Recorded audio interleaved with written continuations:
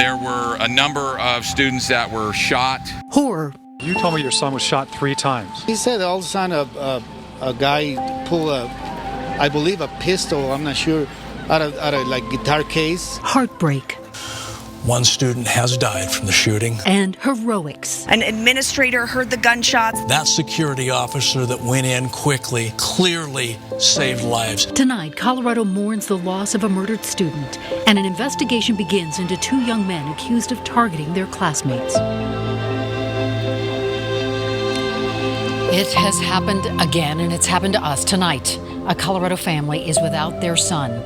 Douglas County deputies say the 2 people responsible for his death and for shooting several others are his classmates, and our community is in mourning tonight. And Denver 7 is committed to bringing you the stories of survivors and their families, as well as everything we've learned about the teenage suspects and what sources tell us motivated them to do this. This is something you will hear exclusively here tonight. My co-anchor Shannon Ogden begins our coverage from STEM School in Highlands Ranch. Shannon? Good evening, Ann. Good evening, everybody. In this building just behind me, 8 hours ago, terror was unleashed, lives were altered, and 1 life was lost. And we will get to the 2 young men responsible for this in just a moment. But our focus tonight is on the students who were shot just because they went to school today. So here's what we know at 10 o'clock tonight. The student killed is an 18-year-old male student here at STEM. 8 others were hurt, all of them students. 2 male suspects, both students as well, in custody. One is identified as 18-year-old Devin Michael Erickson. We've had that news most of the day. We've been waiting to release it until this evening. The other suspect is a juvenile, meaning under the age of 18. We begin our exhaustive team coverage with our chief investigative reporter, Tony Kovaleski, with some new information tonight. Tony? You know what, Shannon, we're going to start with some good information, some great information. The 3 students that were in critical, serious condition throughout the evening, we have just confirmed within the last hour they're out of surgery. They are going to survive. They will have a long recovery period, but that is great news compared to what we were hearing early on. Now to the question everybody wants to know. What was the motive? Tonight, 2 informed sources close to the investigation have confirmed to us that a combination of factors, including revenge and anger, are the key parts of the motive. We have been told that, and there's a complicated part of this issue, that the suspect, one of the suspects, perhaps wanted to change from female rather to male, and in fact identified as a male. Sources telling us tonight he was dealing with drug issues, both legal and illegal, along with some bullying connected with a sex change in that transition. Important to stress here, though, sources saying this was not about just retaliation for bullying, something far more complicated.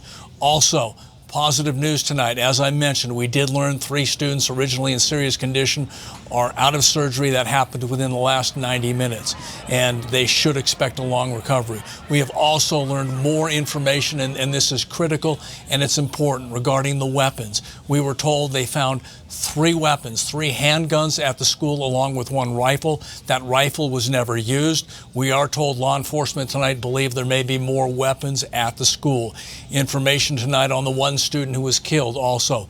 We are told he was in the wrong place at the wrong time and not at all a target of the 2 suspects, the 2 gunmen that are now in custody. So a lot of information, but again, Shannon, the motive here appears to be anger and revenge against some fellow students, and they were targeting students inside the school. Chief Investigative Reporter Tony Kovaleski with that exclusive information. Tony, thank you very much. Our team coverage continues with Denver 7's Jennifer Kovaleski, also working this story all day long, and she joins us live. Jen? Shannon, we're just on the back end of the school, and it has been a very hard day for students who were inside the school, for parents who are waiting desperate for answers outside, and for families all across this community who are hugging their kids a little closer. Tonight, radio traffic is taking us inside the school as deputies struggled to stop the gunman. Shots fired in the school. Oh my God. So we have a shooter in room 107. We do have 1 person shot in the lower back. Chaos and heartbreak in Douglas County. It's hard to speak. I just need my kid up. I just want to get to my son and hold him. He's terrified. A scene no parent ever wants to see. Children with their hands up outside their school. He said he saw blood by the bathroom when they were leading them outside the building. Just before 2 p.m., 2 student gunmen shot several classmates at the STEM school. Deputies say killing an 18-year-old male and seriously injuring 7 other students. Room 106, we got a juvenile female shot in her left leg. Flying tourniquet now. Both legs. About 2 minutes later, first deputies arrived and engaged the suspects. Tonight we're hearing the moments after deputies arrived and stopped the first shooter. We had the shooter in a classroom. Lincoln 21 confirming you have the shooter. Yeah, I believe there's one in classroom 105. And then the second gunman. Deputies now confirm both were students at the school. 9mm with lots of ammo. While deputies were outside, frantic parents waited outside, consoling each other as they waited to make sure their kids were okay. Did you hear from your daughter or your son? He's in elementary. He has no phone. Douglas County Sheriff Tony Spurlock says his deputies got there within minutes. He credits their response with saving many more lives. This is a terrible event. This is something that no one wants to have happen in their community. We're going to investigate that, and we will get to the bottom of it. It really is a tragic event and such heartbreaking moments as parents were waiting to find out if their kids were okay. Now, within the last hour, as we mentioned, Douglas County identified the adult male suspect as 18-year-old Devin Erickson. They have not identified the other suspect, who we are told is a male juvenile. Now, Douglas County Sheriff Tony Spurlock said that these 2 gunmen were not on their radar, and they are still trying to answer the question tonight of why. For now, we are live in Douglas County. We'll send it back to you, Shannon. Jennifer Kowaleski, thank you, Jen. And much of today was about frantic parents not knowing if their child was one of the children shot. And then the tearful reunions, at least for the lucky ones, when they did get to see their kids. Denver 7's Tom Mustin spent a lot of today witnessing those reunions, and Tom joins us live. Tom? And Shannon, it's been a roller coaster ride of emotions today. We're here at Littleton Adventist Hospital, where 5 of the victims were taken. We know at least 2 are still here. A few minutes ago, I ran into a mother in the lobby who told me she's too tired now to cry. This comes on a night when a lot of tears were shed over gun violence once again. Scary. How can this happen here? How can this happen? I just want to hug my kids when I see them. Frantic students and parents raced to the Northridge Rec Center after the unthinkable happened again. We just heard that there was a shooter in the school, and this is where we should pick up our kids. More buses coming in! Students at the Highlands Ranch STEM School were bused to the rec center after 2 suspects, believed to be students, opened fire inside of a classroom Tuesday afternoon, killing 1 student and injuring 7 others. You're going to go past the main entrance? We could tell it was bad and it wasn't just a drill. After about an hour, then I guess a SWAT team or somebody came in and escorted us out of the school.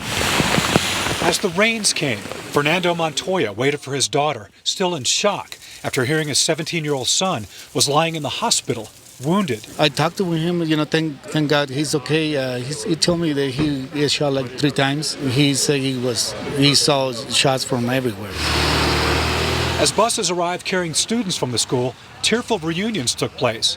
Many parents still reeling from the little information trickling in. I heard there was an active shooter, and that's the worst.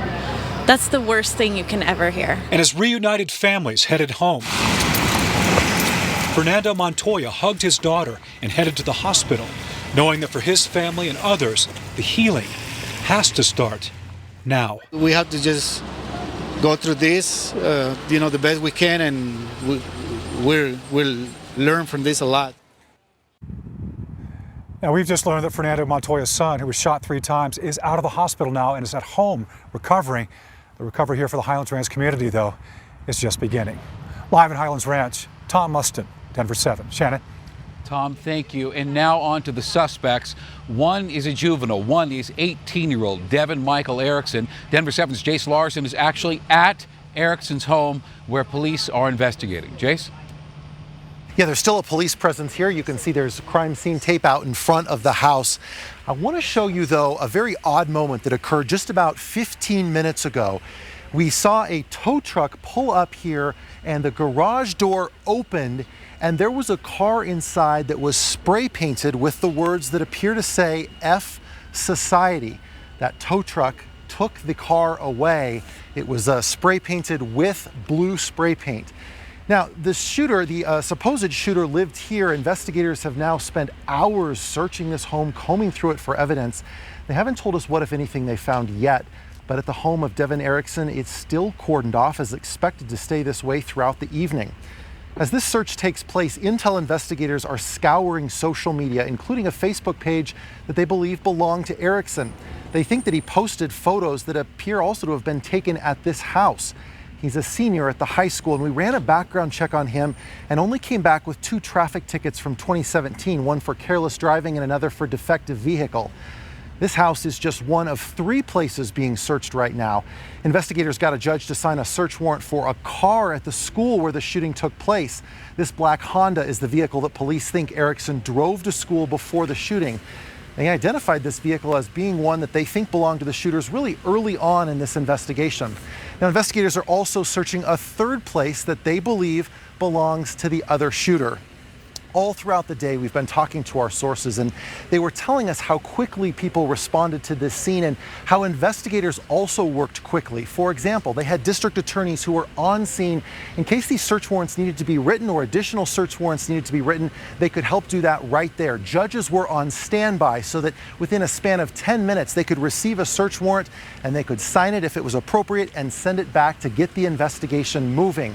We also know that deputies were actually able to swear on the facts in their search warrant affidavit on the phone to speed up this whole process. We're live in Highlands Ranch. Jace Larson, Denver 7. Jace, Tom, Jen, Tony, thank you all and for the work you have done all day long on this day that has broken the heart of every Coloradan. Back to the studio now with Ann. All right, Shannon, thank you. And there has been an outpouring of support both here and abroad, among the many sharing their thoughts.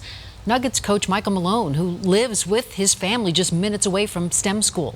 But it's a shame. You know, my girls have been in a lockout twice in the last month. And I'm not a politician. I don't have the answers, but something must change. So I just want to make sure I acknowledged what happened today in my backyard, and all those families are on my mind.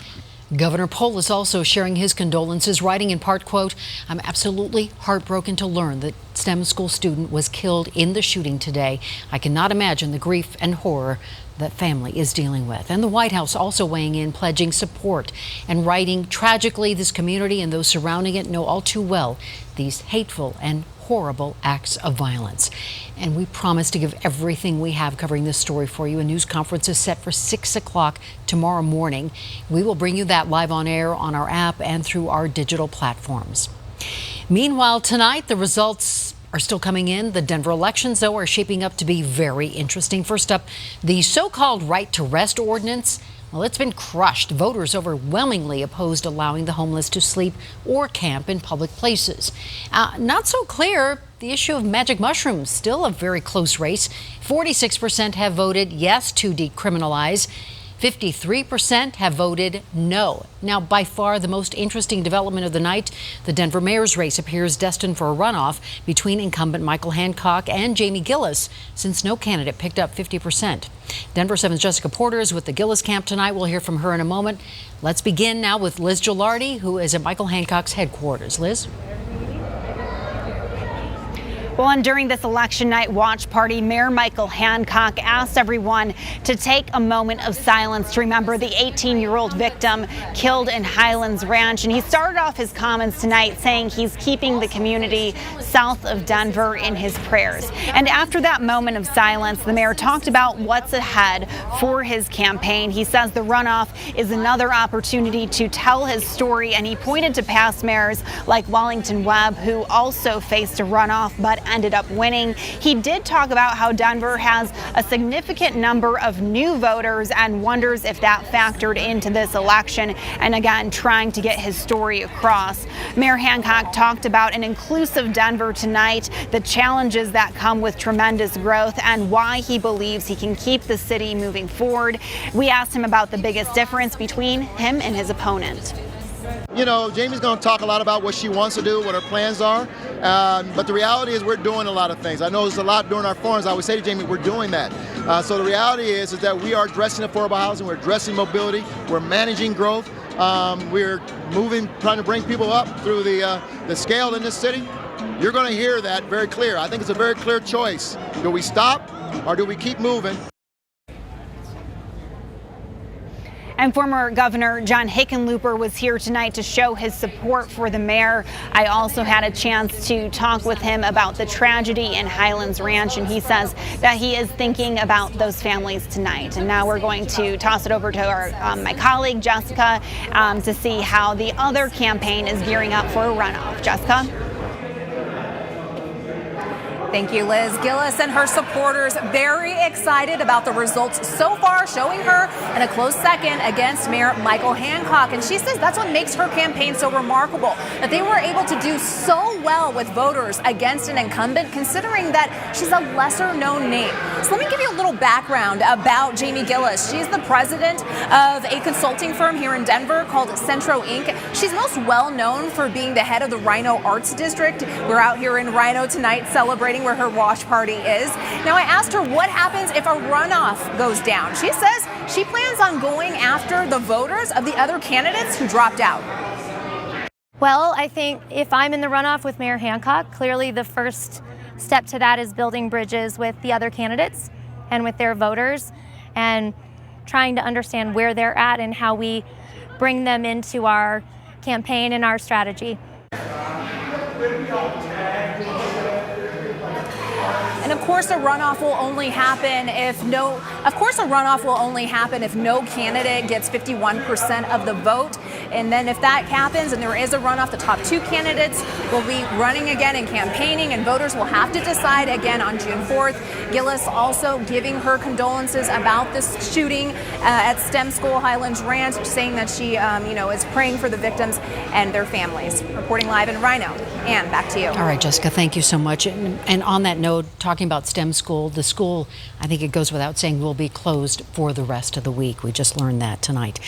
There is much more on the Denver ballot than just the mayor's race, these two issues that we mentioned. You can read all the results right now on thedenverchannel.com. And there's also a lot happening on radar, and Mike Nelson's been monitoring the weather for us tonight.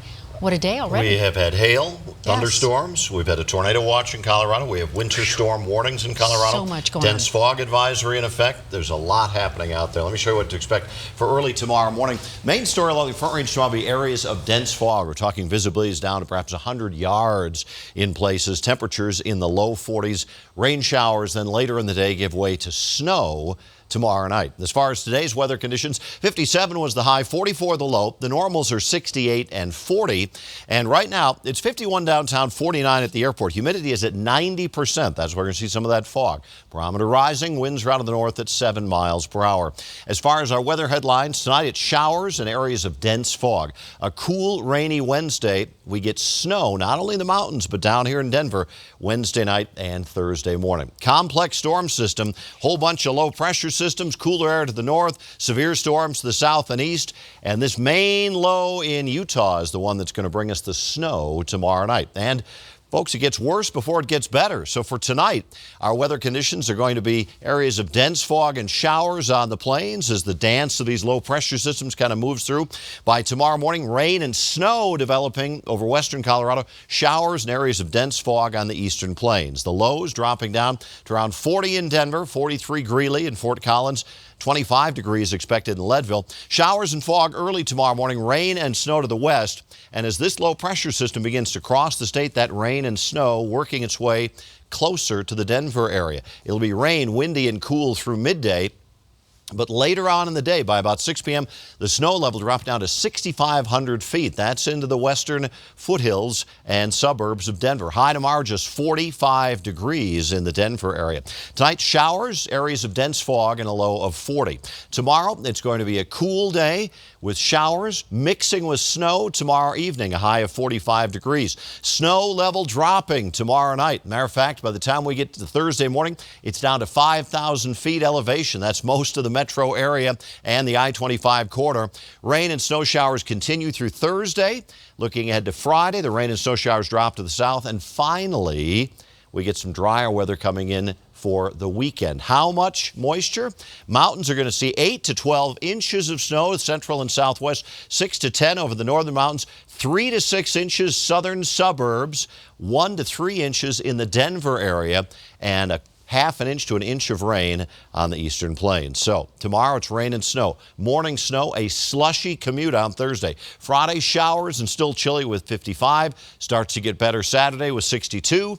By Sunday, sunny and warmer and back up to 70 and low 70s next week. Chance of thunderstorms by next Tuesday. We'll love seeing some sunshine. Will be nice. Be right back. Welcome to Denver 7 Sports and another wild night at Pepsi Center between the Avs and the Nuggets. That building's going to need a vacation. Game 5 tonight between the Nuggets and the Blazers. Series tied 2-2. The winner of Game 5 wins the series about 70% of the time. So here we go. Nuggets coming off the big win in Game 4 and rode that wave of momentum and energy. Jokic, great pass to Millsap. Rack him up. Millsap had 19 in the first half. Jamal Murray, back-to-back 30-plus point games, and the Blue Arrow rocking it again tonight. Nuggets up by 15. Then Jokic, another assist to Gary Harris, who takes it to the rim.